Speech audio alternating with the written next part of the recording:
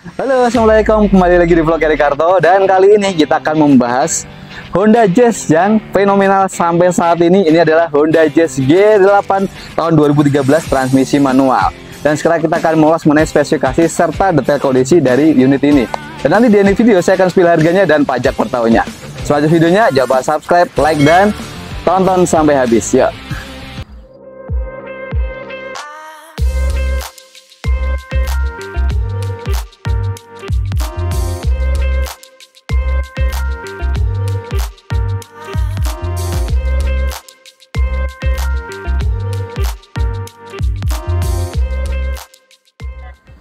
Nah, Honda Jazz G8.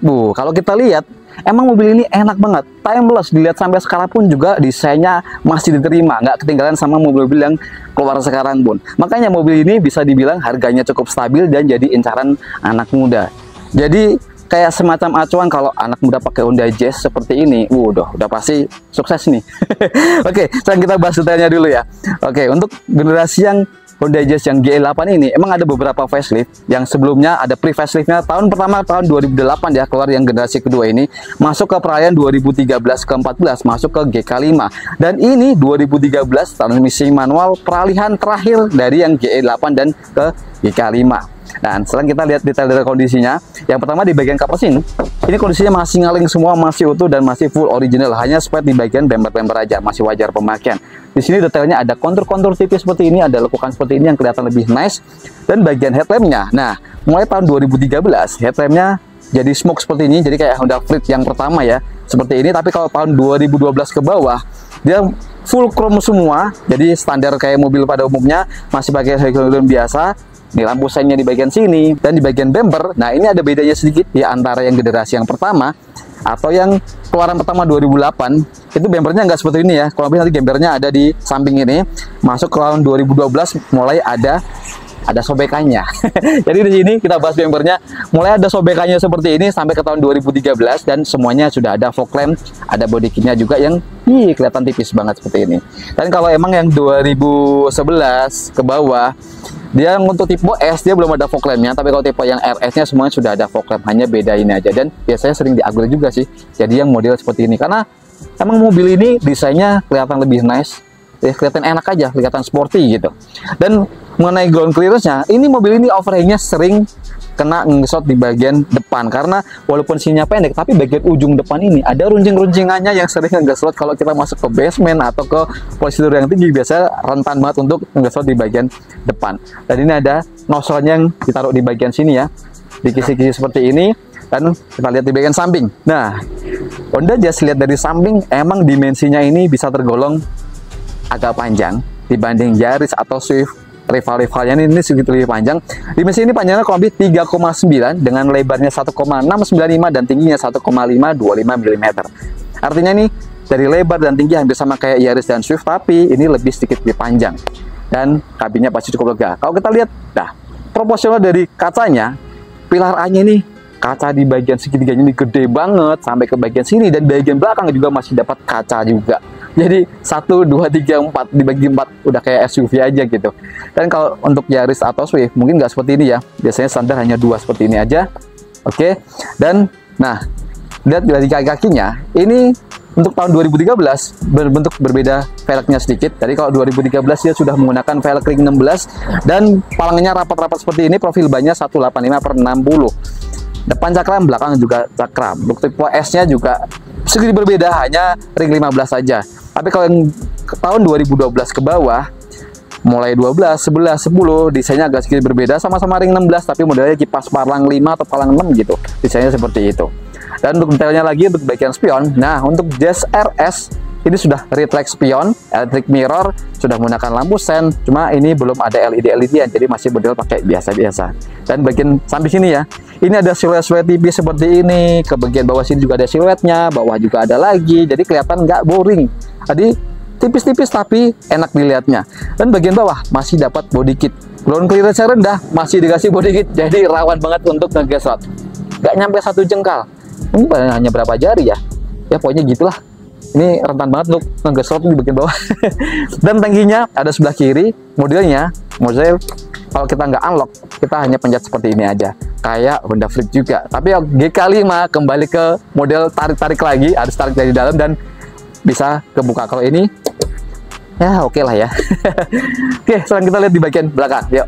Nah, di bagian belakang nih, kalau kalian lihat, emang dari yang sebelum 2013 ada beberapa perbedaan, terutama di bagian stop lampnya ya. Kita bahas stop lampnya. Kalau sudah 2013, dia modelnya clean semua seperti ini, pakai LED bagian stop lampnya, tapi pakai halogen biasa di bagian sen dan bagian lampu mundur. Bagian bawah ini juga LED juga. Tapi kalau yang tahun 2012 ke bawah, dia warnanya merah putih. Merah. Kalau tahun 2008, 9, 10 dia warna putihnya ada dua ya, jadi lampu sen, lampu mundurnya ada dua gitu. Tapi kalau 2012an dia sudah agak sedikit berbeda, dan ini memang seri yang terakhirnya. Dan untuk tipe RS ini sudah ada spoilernya juga, ada cepol kecil, ini ciri khasnya udah Jazz ya. Ada Heckman stop di bagian dalam sini juga, defogger belakang, wiper belakang. Itu mas sayangnya, walaupun sekelas Honda Jazz RS, dia originalnya belum dapat kamera mundur dan belum ada sensor parkir. Simple pada sensor parkir. Ini bisa tambahkan juga, cuma ini sudah tambahkan kamera belakang juga, karena di bagian dalam sudah ada double D-nya juga. Ini tipe RS iVTEC Honda Jazz. Nanti kita akan bahas mesinnya iVTEC-nya. Dan tahun 2013 ini dan tahun 2012 ini bempernya kayak bemper depan ya. Jadi sudah model ada sobek-sobekan seperti ini. Kalau 2012 ke bawah dia belum ada, masih simple aja. Ada reflektor di bagian sini, ada muffler kecil di bagian sini. Oke, sekarang kita lihat aja di bagian bagasinya. Nah, di balik logo ini tuas bagasinya. Nah, ini dia Honda Jazz. Emang terkenal bagasinya cukup luas banget di kelasnya dibanding Yaris, banding Swift. Ini emang paling luas dan agak sedikit masuk loh. Jadi ya kita kalau ingin sambung koper besar pun ini bisa ngoper besar 2 biji atau 3 biji masih masuk. Terus di bagian sini ada penerangan juga. Sini ada kantong-kantongan seperti ini, jadi lumayan lah buat naruh apa di bagian sini.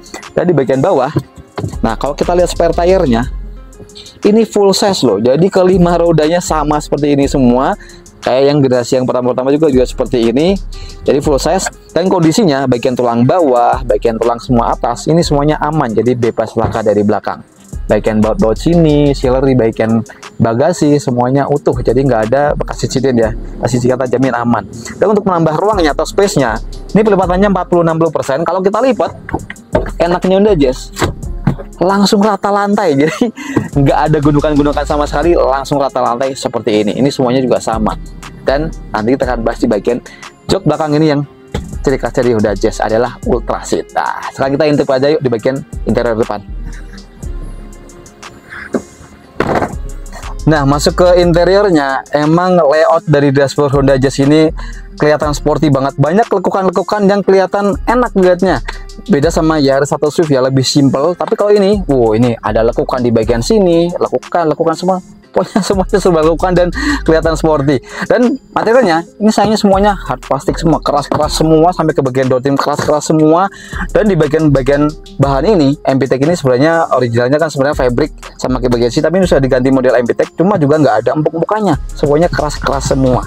Dan bahas setirnya ya, desain dari setir ini emang banyak dipakai di Honda-Honda yang lain, Honda City, Civic, terus banyak di Odyssey, hampir kayak gini semua.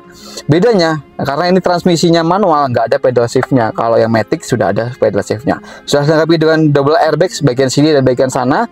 Dan pengaturan setirnya, kita masih dapat tilt steering dan dapat teleskopik. Walaupun teleskopiknya nggak seberapa, tapi oke juga loh. Sudah dapat teleskopik di bagian sini.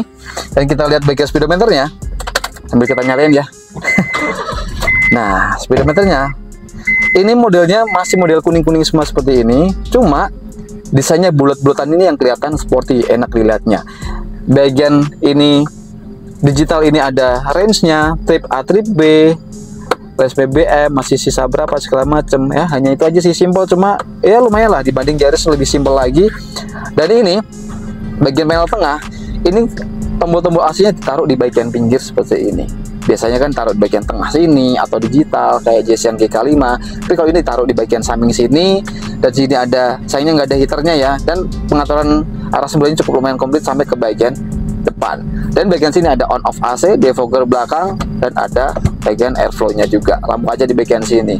Dan ini tipnya sudah model double din seperti ini ya. Kalau nggak salah originalnya belum model double din ya. Udah double din tapi belum ada layar seperti ini, koneksi ke kamera belakang.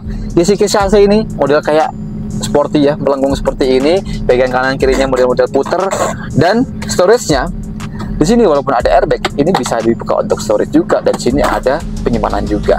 Ini ada kantong penyimpanan yang terbuka, dan bagian kanan kiri depan AC untuk cup holder. Jadi lumayan lah buat mendinginkan minuman, taruh bagian sini. Dan bagian door trimnya, dan ini 4 power window, ada bagian door locknya, dan di bagian bawah sini ada kantong yang cukup besar untuk cup holder juga, dan ada speakernya juga. Dan kantong ini modelnya bolong seperti ini, jadi agak lumayan lentur bahannya. Oke, terus bagian kanan ini ada retract spionnya untuk Jazz RS, tapi kalau yang S dia belum retract spion. Sudah ada mirror di bagian sini. Bagian bawah sini ada tombol-tombol dummy ya, jadi ini belum ada tombol-tombolannya seperti ini. Dan bagian joknya ini materialnya sudah diganti MBTEC dari owner sebelumnya, dan emang Jazz dibanding Yaris lebih empuk. Yaris untuk bagian spotnya ini sedikit lebih keras sih, tapi is oke. Duduk posisi mengemudinya juga enak, masih bisa kita adjust di bagian bawahnya, bisa recline dan bisa slide standar pemakaiannya. Dari bagian bawah, nah kalau kita lihat bagian bawah sini, ini ada power outlet 12 volt di bagian sini, ada kantong, ada 2 cup holder yang kecil tapi bisa kita buka. Nah kan, bisa kita buka seperti ini, jadi kantongnya cukup lumayan besar. Bagian tengah sini ada kantong-kantongan kecil, dan ada 2 cup holder di bagian bawah sini. Transmisi manual, ini 5 speed. Nah kalau kita lihat di bagian atasnya, ini sun visornya, sini belum ada cerminnya, dan di bagian sini sudah ada cerminnya, cuma sayangnya nggak ada lampunya, hanya satu aja. Dan bagian sini ada model penjahit seperti ini penerangannya. Bagian atas sini modelnya model dynamic view. Terus kalau kita lihat sudut pandangnya, mobil ini kita lihat di kedepannya enak banget, karena ciri khas Honda Jazz ini sama kayak Honda Freed, jadi ini lebar banget bagian kaca depannya, jadi pandangan kita enak, visibilitas kita enak, makanya banyak cewek-cewek yang pakai ini tuh enak. Jadi memandang ke kanan kirinya juga cukup luas. Bagian pilar A ini gede banget ya, jadi ada kaca di bagian sini, jadi kita bisa ngelirik ke kanan kirinya cukup lumayan enak juga, nggak hanya sekedar kecil aja, jadi cukup lumayan nyaman. Dan memang posisi mengemudi kita gitu enak aja gitu, fun to drive. Jadi posisi kita bisa kita atur, bisa kita adjust juga, jadi posisinya enak. Dan mau informasi ya, ini kilometernya masih 134.000 dan kondisinya ini juga masih kulit jeruk. Oke, sekarang kita lihat di bagian ruang mesinnya ya. Nah, duduk di baris kedua, Jazz RS ini emang kalau dibanding rivalnya ya, cukup lebih lega di Yaris, dan posisi duduknya sedikit lebih enak Yaris karena lebih empuk juga. Ini emang sedikit lebih stiff ya, agak sedikit kelas.